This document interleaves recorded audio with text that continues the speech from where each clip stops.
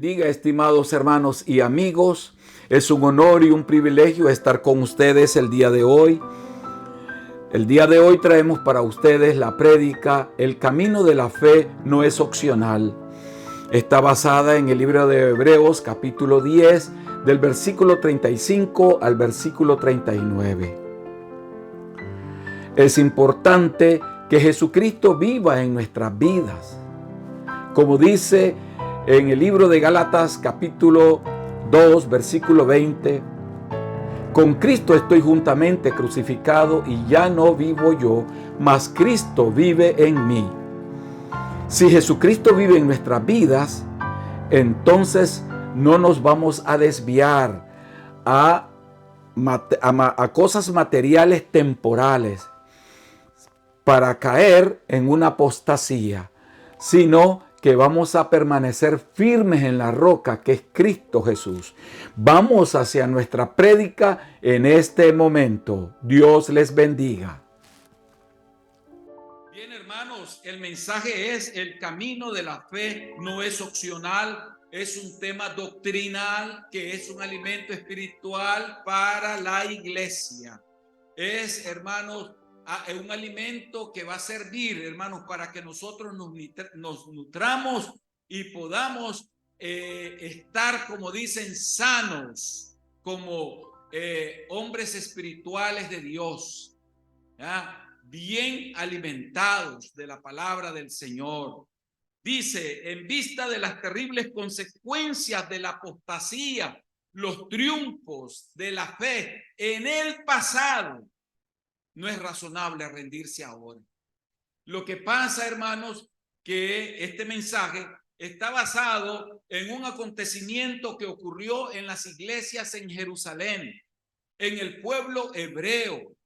El pueblo hebreo, hermanos, habían iglesias que eran fiel a Dios, pero habían también iglesias que eran, hermanos, se estaban enfriando, hermanos que estaban desviando su atención a otras cosas. Esto está basado en el libro de Hebreos capítulo 10 del versículo 35 al 39. Vamos a orar. Padre que estás en los cielos, santificado y glorificado sea su santo y bendito nombre. Señor, presentamos ante usted esta palabra. Que sea su Espíritu Santo tocando nuestros corazones, iluminando nuestras mentes y llenando de fe nuestra vida espiritual. Todo te lo pedimos en el santo nombre de tu amado Cristo Jesús, nuestro Señor y Salvador. Amén y amén. Dice la palabra del Señor: no perdáis, pues, vuestra confianza, que tiene grande galardón, porque os es necesaria la paciencia para que, habiendo hecho la voluntad de Dios, obtengáis la promesa. Porque aún un poquito, y el que ha de venir vendrá y no tardará. Mas el justo vivirá por fe, y si retrocediere, no agradará a mi alma.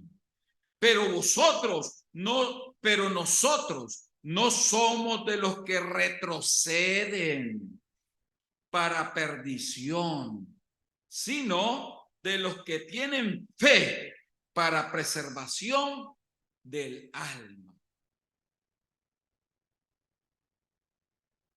Vamos a analizar cuando el Señor nos dice: no perdáis, pues, vuestra confianza,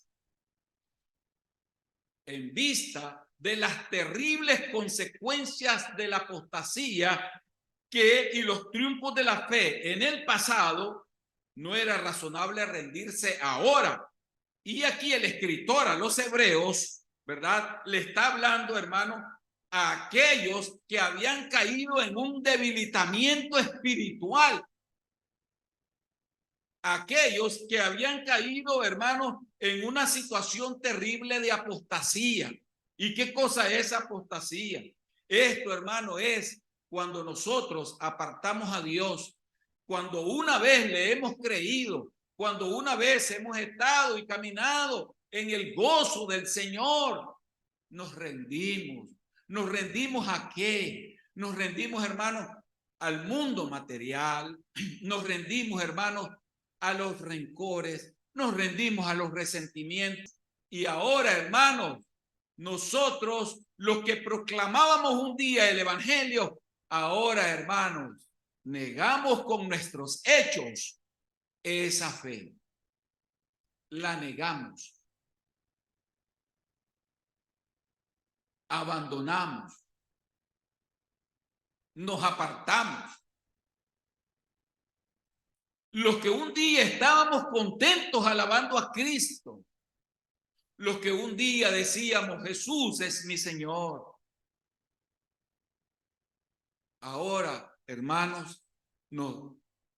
Estos hermanos se habían debilitado en las iglesias en Jerusalén. En Jerusalén. Habían caído en ese estado de debilidad. Aunque la palabra de Dios registra en el libro de Hechos, capítulo 9, versículo 31, lo siguiente. Entonces, las iglesias tenían paz para con toda Judea, Galilea y Samaria, y eran edificadas andando en el temor del Señor y se acrecentaban fortalecidas por el Espíritu Santo.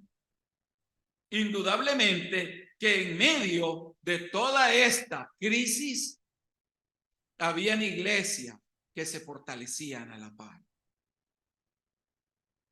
Y el escritor del libro de los Hebreos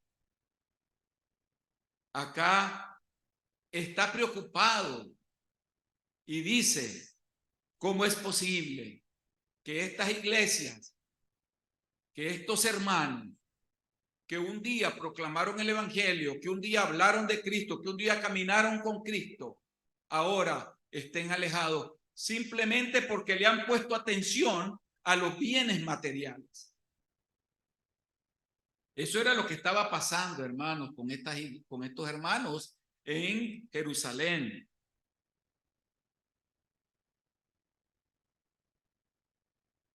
Y por eso el escritor dice, no perdáis pues vuestra confianza.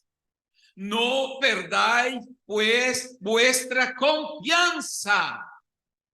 Y ustedes dirán, pero ¿cómo puedo perder yo la confianza? Confianza aquí equivale a una palabra en griego, parresian. Es la misma palabra traducida a libertad, libertad. Y esa libertad solamente la podemos adquirir nosotros cuando verdaderamente, hermano, hemos reconocido a Jesucristo y lo hemos puesto como el Señor de nuestra vida. Hemos muerto con Cristo. Hemos muerto con Cristo. Cuando nosotros hemos muerto con Cristo, nosotros, hermanos, no vamos a flaquear. Ni vamos a decir, yo ya no me atraen las cosas de Dios. No me llaman la atención porque veo mejor este mundo y lo que este mundo ofrece. Y el escritor a los Hebreos dice, no perdáis pues vuestra confianza, en el versículo 35 que leímos. No perdáis pues vuestra confianza. Hermanos, el versículo 19 de Hebreos, hablando siempre del mismo 10, en el 19, dice, así que, hermanos, teniendo libertad para entrar en el lugar santísimo por la sangre de Jesucristo. Así que, hermanos, teniendo libertad. Yo soy libre cuando Cristo vive en mi vida. Yo soy libre cuando he muerto con Cristo y estoy crucificado con Cristo. Soy libre. Pero no puedo sentirme libre cuando yo he hecho las cosas a medias. Mi arrepentimiento ha sido un arrepentimiento erróneo y no idóneo. Idóneo es cuando estamos fundamentados en Cristo Jesús y nuestra fe camina en los carriles de Jesús. Cuando es Jesús nuestro eje. O sea, no me voy a desboronar, a derrumbar. También el libro de Hebreos, en el versículo 3, en el capítulo 3, versículo 6, dice, pero Cristo como hijo sobre su casa, la cual casa somos nosotros, si retenemos firme hasta el fin la confianza y el gloriarnos en la esperanza. ¿Cómo podemos acercarnos confiadamente al Señor? ¿Cómo me puedo acercar confiadamente a Jesús, hermano? ¿Cómo puedo yo hacerlo? Primero tengo que tener libertad dentro de mí. Si yo ando una incomodidad dentro de mi corazón, yo no puedo doblar las rodillas, hermano. No las puedo doblar. Tengo que primero pedirle perdón a Dios. Señor, perdóname porque siento esto contra mi hermano o ando algo que me incomoda, no tengo paz. Se dice que la paz es el triunfo de la justicia de Dios. Se dice que la paz es el triunfo de la justicia de Dios, como el perdón es el cimiento de la unidad de la iglesia. Tenemos que memorizar eso y grabarlo en nuestra mente, andarlo siempre.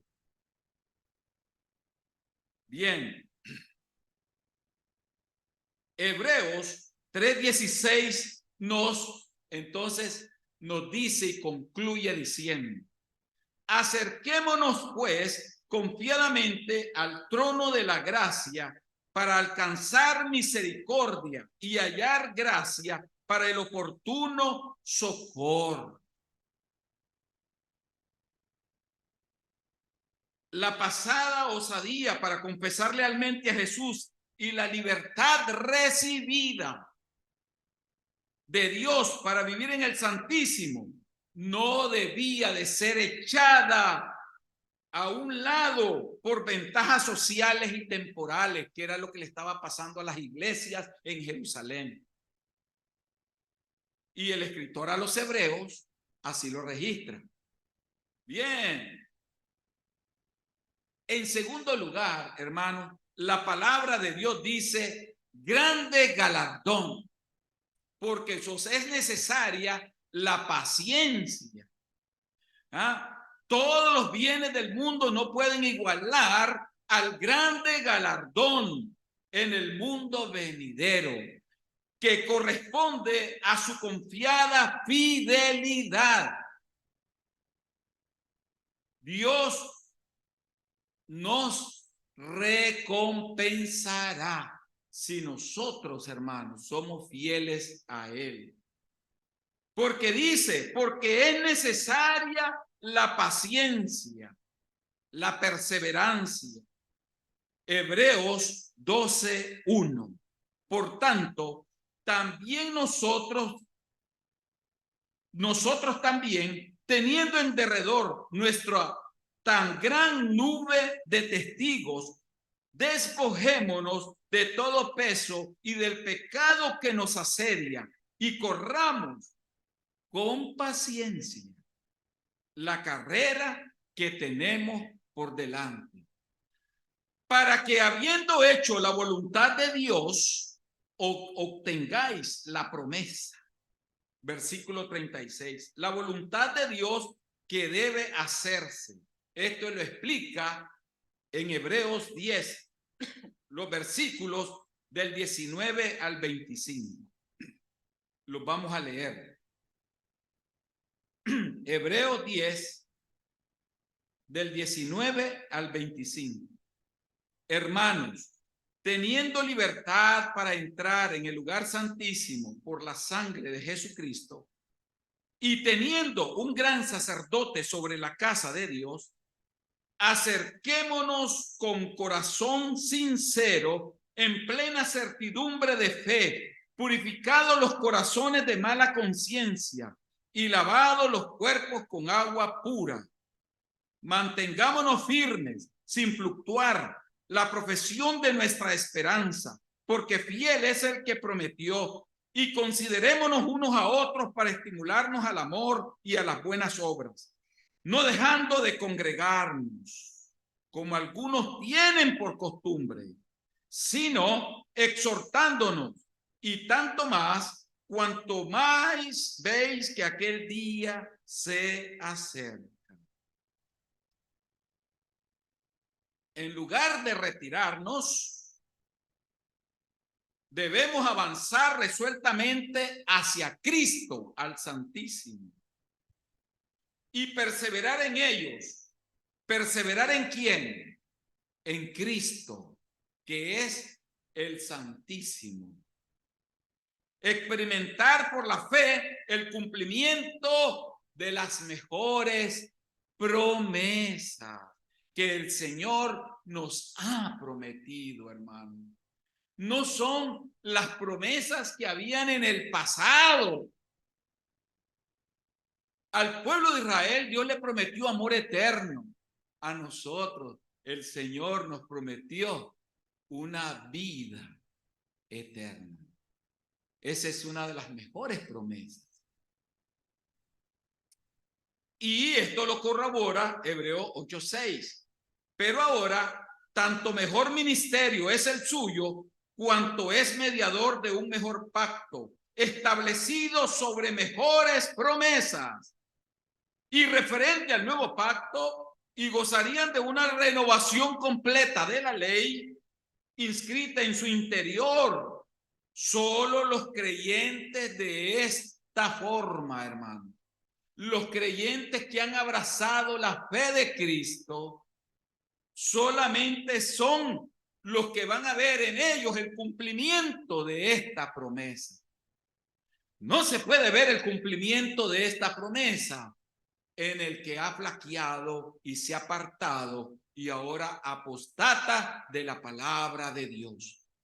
Apóstata es, hermano, todo aquel que, habiendo conocido al Señor Jesús, se dio terreno al enemigo a través de los bienes temporales y sociales de este mundo. Y Hebreos 9:28, así también dice: Cristo fue ofrecido una sola vez para llevar los pecados de muchos, y aparecerá por segunda vez sin relación con el pecado, para salvar a los que le esperan. Entonces, hermanos, está claro que la obediencia acerca de Cristo, del Santísimo, es indispensable si uno ha de estar en condiciones de encontrarse con el Señor. Es indispensable. Es indispensable, hermanos, tener esa confianza. La confianza es la libertad. La confianza es la fe que está fundamentada en la oración, en las pruebas que vencemos, en las adversidades de todos los días, en las tribulaciones, en los padecimientos. ¿Somos capaces de soportar una prueba? Cuando me viene la prueba, la soporto o sucumbo ante la prueba. O me doblego ante la prueba. O me rindo ante la prueba.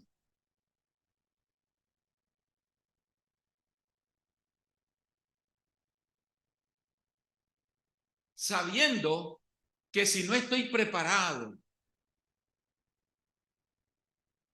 Si yo no estoy preparado y viene Cristo, y si nos viene la muerte,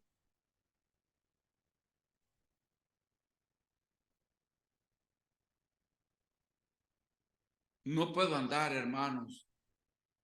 No dice el coro, no puedo estar enojado con mi hermano. Así es el corito, ¿verdad, hermana Lucy? ¿Cómo puedes tú orar enojado con tu hermano?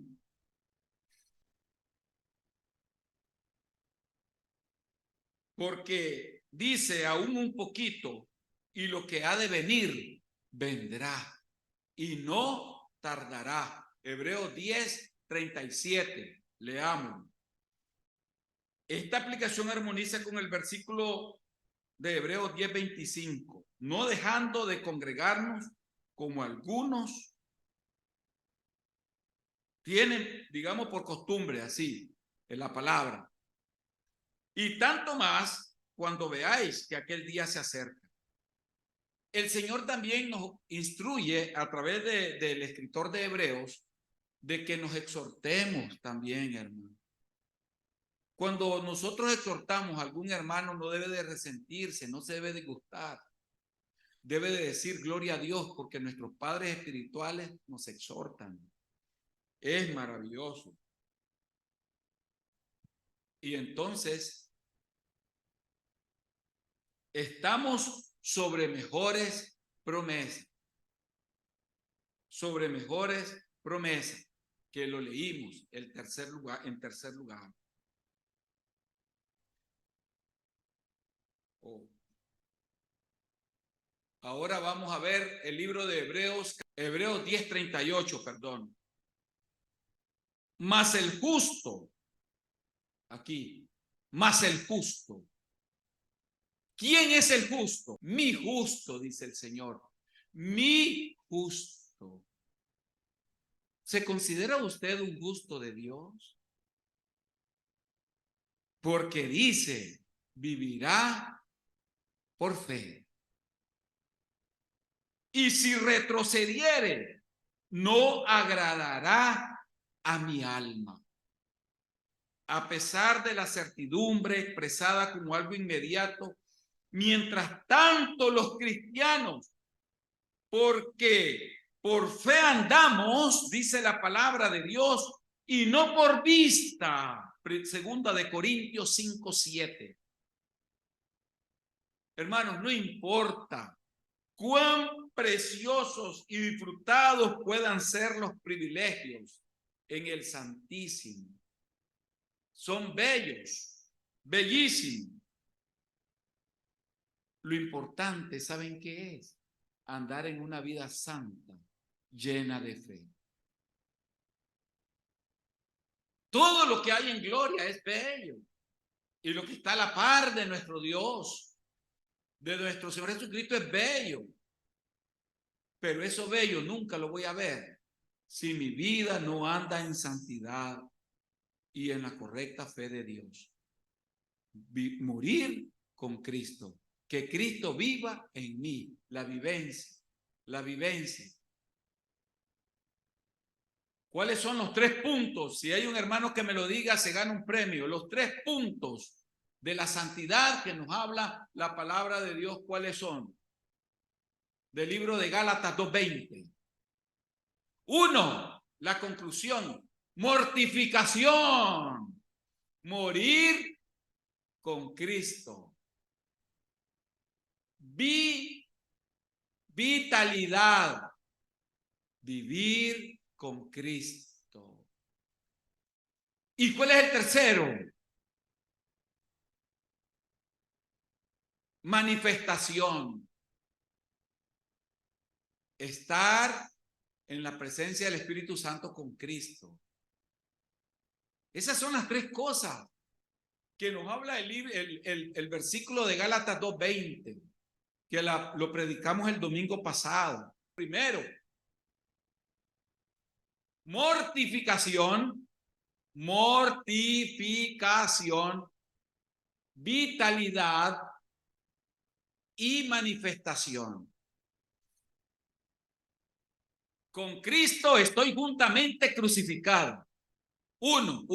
Dos, y ya no vivo yo. Vitalidad. Tres, manifestación, más Cristo vive en mí. Esa es la manifestación de Cristo. Vive en nosotros.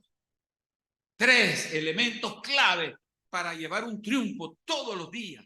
Con Cristo yo estoy crucificado. Yo muero con Cristo. Él vive en mí. Él está dentro de mí. Eso es lo que tenemos que decir cuando nos veamos atacados por el enemigo. No, Cristo vive en mí. Cristo vive en mí. Cristo vive en mí. Él vive en mí. Y entonces el enemigo va a huir.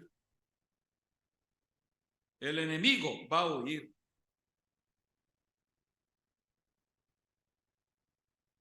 Las glorias plenas de la redención en Cristo son aún futuras. Y por lo tanto, mis amados hermanos, son invisibles. Y eso de que sean invisibles, a muchos ha debilitado.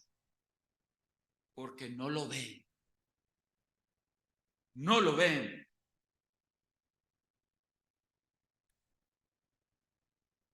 Es una constante prueba y empobrecimiento. Botar las riquezas de este mundo, lo material que vemos, que nos tienta, porque lo vemos, nos atrae. Hermano, para nosotros los seres terrenales de carne y sangre, esa invisibilidad es una constante prueba y empobrecimiento. Y usted dirá, ¿me voy a hacer más pobre? No. Significa botar las riquezas de este mundo material o lo atrayente de este mundo material, hacernos pobres en la materia, pero ricos en el espíritu. Eso quiere decir empobrecimiento. Que el mundo presente es, por contraste, tan refulgentemente visible y sofocante. Cercano, lo tenemos allá a la par, es fácil retroceder de una vida que en tantos puntos niega una tierra que se agrada, que se puede ver al fin de calificarse para un mundo que no puede verse. Me atrae lo cercano, me atrae todo lo material, me atrae todo lo que yo veo. Eso porque lo toco, lo veo. Y a Dios y la palabra de Dios la tocamos, sí, aquí está, aquí la estoy tocando. ¿Y por qué no creerle a la palabra? ¿Qué hace que la vida visible sea más fuerte que la invisible? La falta de oración, la falta de comunión con Dios, la falta de la lectura de la palabra de Dios, la falta del estudio de la palabra de Dios, la falta, hermanos, de la adoración a Dios en el hogar, en la casa, la falta, hermanos, de humillar la carne para que el espíritu se vivifique en nuestras vidas. Entonces, aquí hay algo que nosotros tenemos que tomar en cuenta. Nosotros no somos de los que retrocedemos. Nosotros no somos esto, pues esto es la acción de la mentalidad mundana, retroceder y la incredulidad. Nosotros no somos de eso. La fe cree en la realidad de lo invisible, en el valor mayor de lo espiritual y en Dios, que ha prometido que en Cristo lo invisible lo hará visible. Esa es nuestra esperanza.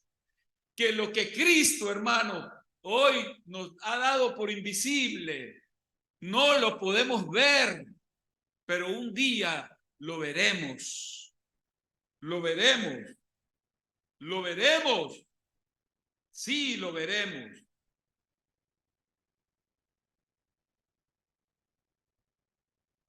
Esta es la clase de fe que hace posible la comunión en el Espíritu Santo.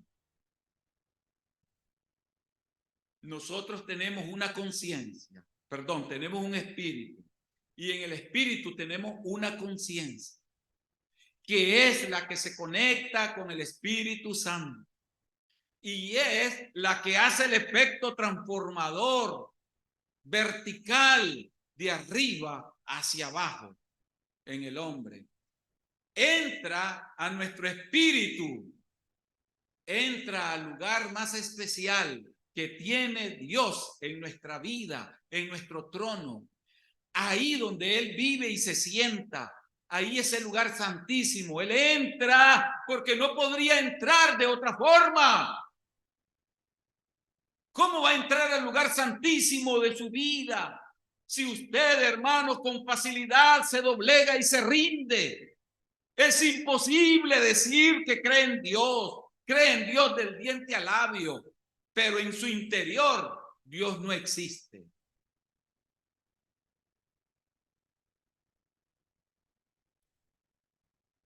Cuando entra el Espíritu Santo, hermanos, entra al lugar santísimo donde mora la presencia de Dios. En esta casa, en su casa, que es ese templo, ese cuerpo. Y la diferencia entre el cuerpo y el cuerpo carnal del pecado es diferente. No confundamos jamás esas dos palabras. El cuerpo, este cuerpo de carne, hermanos, no tiene que ver nada con el cuerpo de la carne pecaminosa que habla el apóstol Pablo. Nada tiene que ver. Eso, el cuerpo carnal, espiritual, ese cuerpo es la naturaleza pecaminosa que sembró Satanás en nuestra vida y que nos hace caer en debilidades como la que estamos hablando.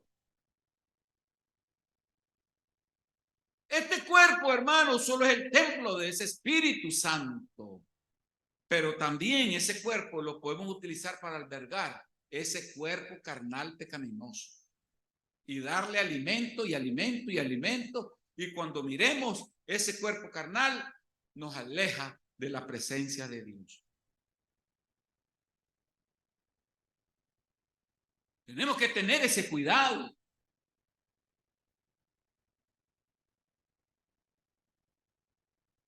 Pero nosotros, dice Hebreos 10:39, nosotros no somos de los que se retroceden para perdición, sino de los que tienen fe para preservación del alma. El alma aquí, hermanos, ya se maneja como nechama.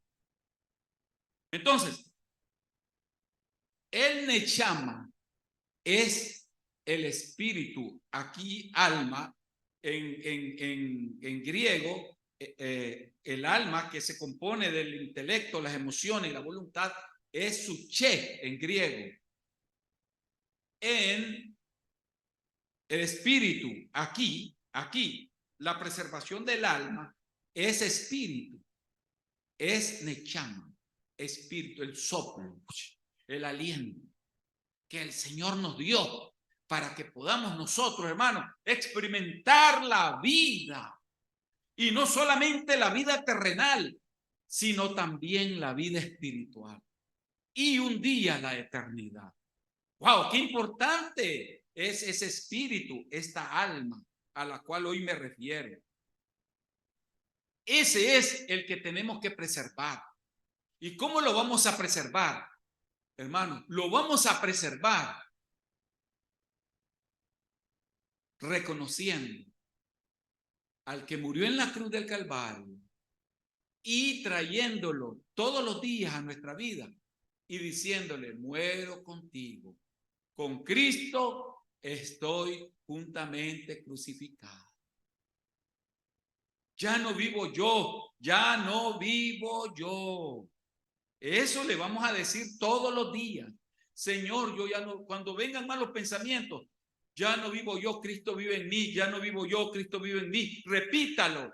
Y ese mal pensamiento le va a salir así, mire, pero porque son legiones de demonios que quieren introducirse, pero no pueden. Hay fortalezas alrededor, vallados que han puesto los hijos de Dios a través de la oración que hacen por su pueblo. Los que están orando por nosotros. Son muchos los que oran por nosotros. ¿Cómo lo vamos a resistir al diablo? Por medio de la oración. Así es. Por medio de la oración. No somos de los hipócritas o de los que hacen una retirada furtiva. ¿Ya? Esto sería, hermanos, al costo del alma eterna. Una retirada furtiva. Y la retirada furtiva, hermanos, a raíz de la pandemia, ha sido, hermano, bien notable. A raíz de la pandemia, nosotros estamos viendo cómo las iglesias sufrieron retiradas. Muchos hermanos se retiraron, se enfriaron, les afectó, pero era porque no tenían a Cristo verdaderamente, no vivían, no estaban crucificados con Cristo. Solo los que tienen fe, es decir, los que pertenecen al grupo de los que están crucificados con Cristo, serán finalmente salvos. Evidentemente, según este pasaje que leímos hace poquito, el 39, el versículo 39, no se puede ser un apóstata y un creyente a la misma vez. No se puede ser un apóstata y un creyente a la misma vez.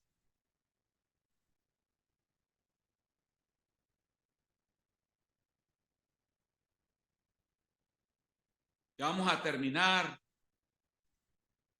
El escritor de Hebreos, como hombre, podía estar equivocado, hermano, y aguardar un retorno inmediato del Señor, porque decía, ya viene el Señor.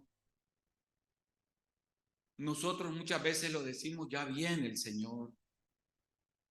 Pero el Espíritu que inspiró la adopción de la frase, la entendió como la expectación momentánea de cada generación. Voy a explicarlo.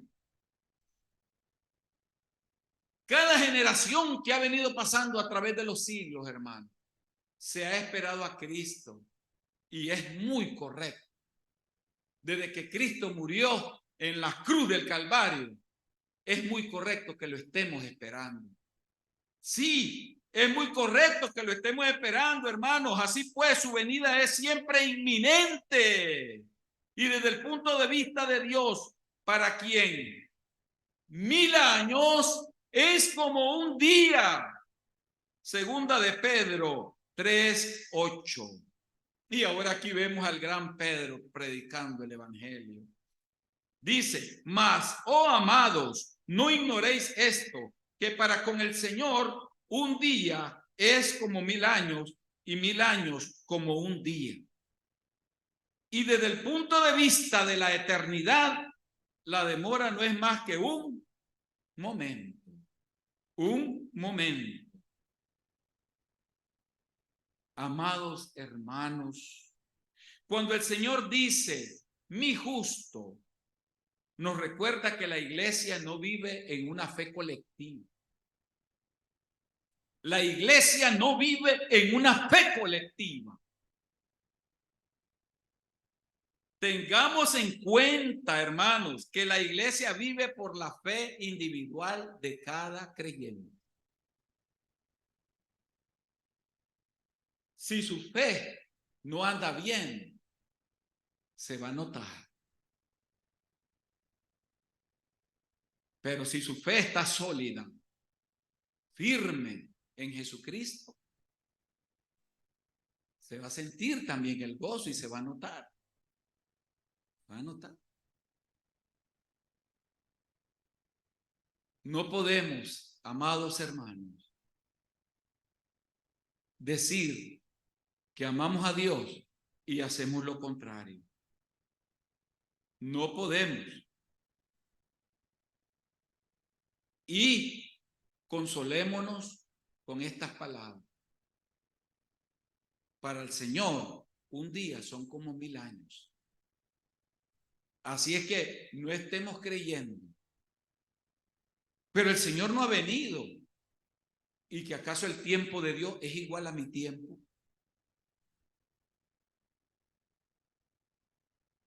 Entonces ahora usted debe estar preocupado.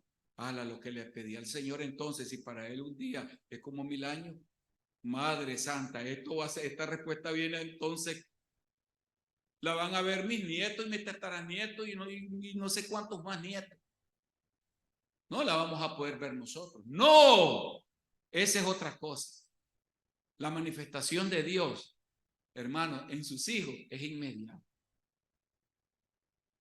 Porque esas son manifestaciones de Dios. Por eso le dije, memoricen esos 3 puntos, porque les va a ayudar a su vida, a caminar de una forma más victoriosa. Van a caminar en victoria, hermano. Voy a pedir que se pongan de pie. Yo voy a pedir de que pasemos todos aquí al frente. Vamos a tener el acto de la Santa Cena. Y como ustedes saben, hermanos, es un acto maravilloso.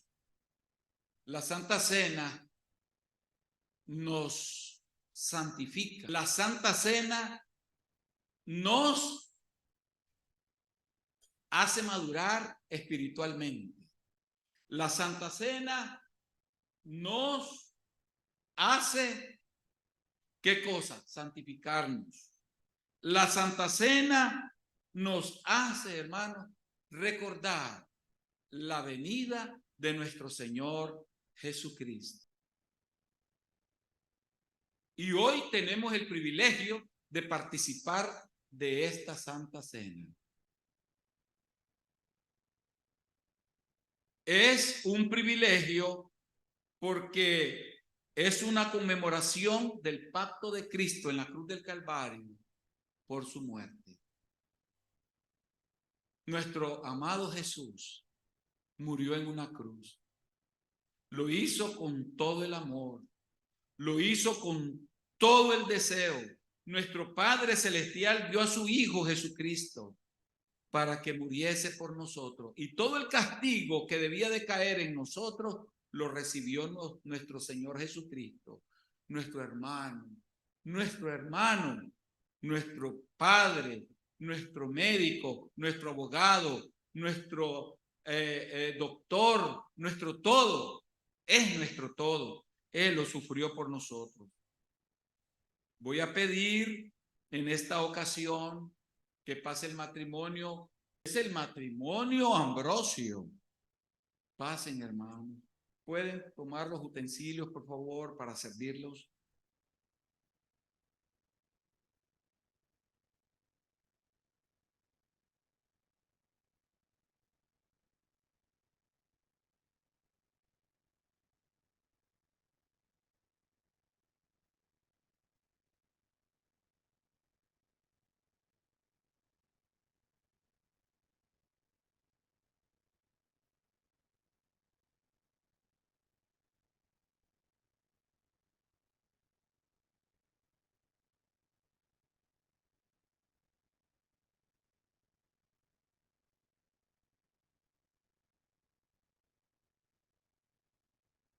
Esta Santa Cena la toma todo aquel que está en plena comunión con Dios. Todo el que está en plena comunión con Dios. Gracias. Todo el que está en plena comunión con Dios. La copa de bendición que bendecimos no es la comunión de la sangre de Cristo. El pan que partimos no es la comunión del cuerpo de Cristo. Siendo uno solo el pan, nosotros, con ser muchos, somos un cuerpo, pues todos participamos de aquel mismo pan. Primera de Corintios 10, capítulos 16 y 17. Y dice la palabra de Dios, y tomó el pan y dio gracias y lo partió y les dijo diciendo, esto es mi cuerpo que por vosotros es dado. Haced esto en memoria de mí. Hagámoslo en memoria de nuestro Señor Jesucristo.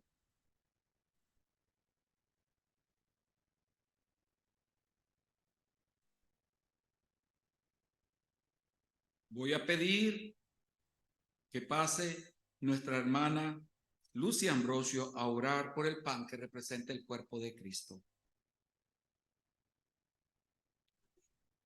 Padre Santo, te damos gracias, Señor, por esta hora, Señor, que tú nos has permitido estar aquí, especialmente, Padre, haciendo esta en memoria tuya, Señor, la Santa Cena en memoria tuya. Gracias, Padre, porque tú nos has dejado esta enseñanza para que creamos y confiamos que tú vas a regresar. Y aquí estamos y lo creemos y confiamos, Padre de la gloria. En esta hora, Señor, yo te pongo en tus manos a cada uno aquí y esto que lo sigamos haciendo cada día más con nuestro corazón abierto y entregado más a ti, porque tú, Señor, mandaste a tu Hijo a morir en esa cruz para que nosotros seamos salvos y que seamos perdonados de toda maldad, Señor. Gracias, Padre, gracias, Hijo, y gracias, Espíritu Santo. Amén. Amén. Gloria al Señor. De igual manera que después que hubo cenado, tomó la copa diciendo, esta es la copa que es el nuevo pacto en mi sangre, que por vosotros es derramada. Hacedla todas las veces en memoria de mí. Hagámosla en memoria de nuestro Salvador Jesucristo.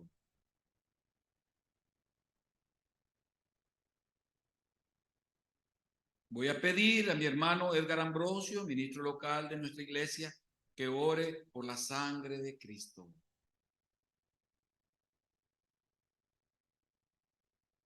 Señor Jesús, te damos gracias. Gracias que con tu sangre nos has perdonado, Señor. Gracias que por tu sangre derramada en la cruz del Calvario, Señor, nos has dado nueva vida. Es el nuevo pacto, Señor. Es el nuevo pacto que nosotros estamos, Señor Jesús, y gracias porque también tu palabra dice que por tu sangre somos limpios. Por tu sangre también cualquier enfermedad en el nombre de Jesús, Señor, tú ya la limpiaste. Te alabamos, te bendecimos, Señor, y te damos gracias de lo más profundo de nuestro corazón. Y gracias porque eres bueno y gracias por tu misericordia. Gracias, Papito Santo, en el nombre de Jesús, por tu Hijo amado. Amén y amén. Amén. Hermanos, ahora nosotros nos disponemos a cantar la doxología y después a recitar el último versículo del Salmo 121. A Dios el Padre celestial, al Hijo nuestro Redentor y al eternal Consolador, unidos todos a alabar. Amén. Jehová guardará tu salida y tu entrada desde ahora y para siempre. Otra vez, Jehová guardará tu salida y tu entrada desde ahora y para siempre. Amén. Estamos despedidos, hermanos. Saludémonos.